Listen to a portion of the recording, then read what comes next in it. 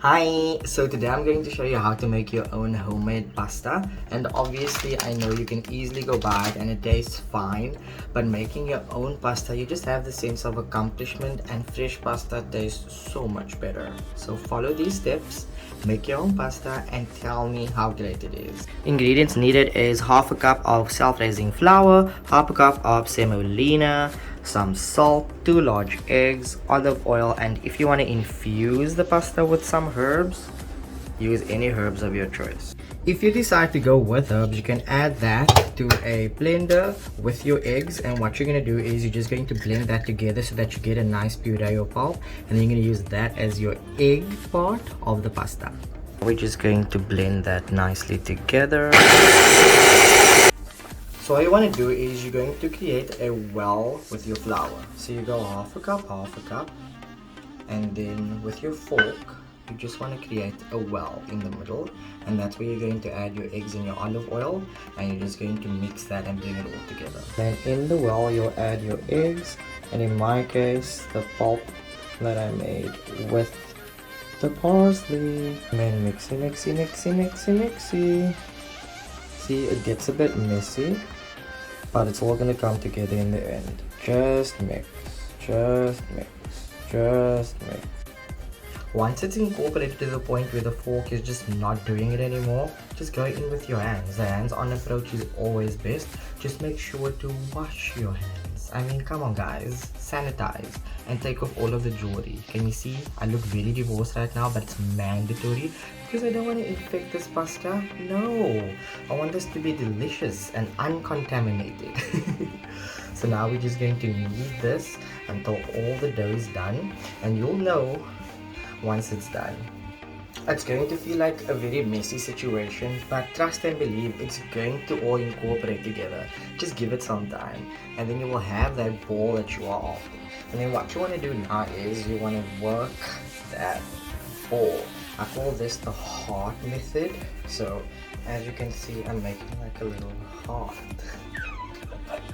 See what I did there? Imtiyaaz Hart. Yeah, I'm funny now. I'm here every day. But yeah, so what we're doing now is we're kneading it so that we can get all of that gluten to come through. And what that basically means is we want it to be a little bit stretchy for when we're actually going to roll out the pasta and cut it into its shape. So I would put on a timer right now if I were you, and at least make sure you are kneading for 7 minutes minimum. Knead, baby. It's working the arms out as well. It's a good workout. Just knead. Okay, so when the timer goes off and you're done kneading, to check whether your dough is right, you just push your finger in and then it should push back. See how it pushes back? That's basically what you want. And now we're just going to clean up this bad boy and leave it and forget about it in the fridge for at least 20 minutes. I would say 30. After 30 minutes, remove it from the fridge, remove it from the cling wrap, and then it should be this beautiful, nice, pliable dough. If you have a pasta machine, you're lucky. If you don't, go buy one. Or just roll it out with a rolling pin until it's like really thin, and then we're gonna start portioning it. You always want to try and get it into a rectangular shape. In order to do so, just roll it out into the middle, and then when it gets to that point, you just flap that over, and then you're just gonna roll it out again, and then basically you're just going to make sure that you're constantly getting this like rectangular shape, so that when you do your strips or when you put it through the pasta machine, it goes in nice and straight. Okay, I'm at that point now where I'm going to put it through the pasta machine to roll it out thinner. But if you don't have one, this is where you're going to continue to roll and use all of your muscle and energy and roll until it's like super thin. Okay, so if you're lucky enough to have a pasta machine, you start it off at the very lowest point, which is 0 on mine, and you're just always going to make sure that you roll it through twice. So I'm just rolling it through twice in every setting. I'm on setting number 6 now, and I'll probably stop at 7 because you don't want it to be too thin, but you want it to be thin enough. So if you don't have a machine and you're busy rolling like now, how's those arms feeling? Another way to see if your pasta is ready, you kind of want to see your hand through there. So as you can see, you can like see your hand. and it's quite thin, and that's another sign of knowing you've done a good job and you can stop rolling now. So if you don't have a pasta machine, what you'll do at this point is you're just going to roll it up like that. Can you see what I'm doing? So you're just rolling it up into layers, and then you'll just cut those layers, and what you'll end up with is long strings of tagliatelle.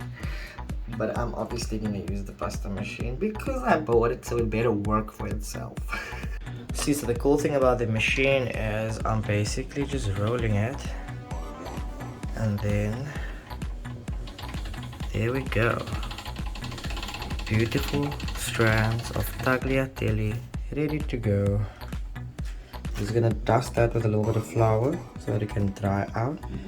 But that's basically what you're gonna get. Even when you cut it yourself, you'll get these beautiful strands that we will boil later.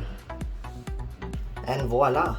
Pat yourself on the back, you just made your own pasta from scratch, and it's gonna taste amazing.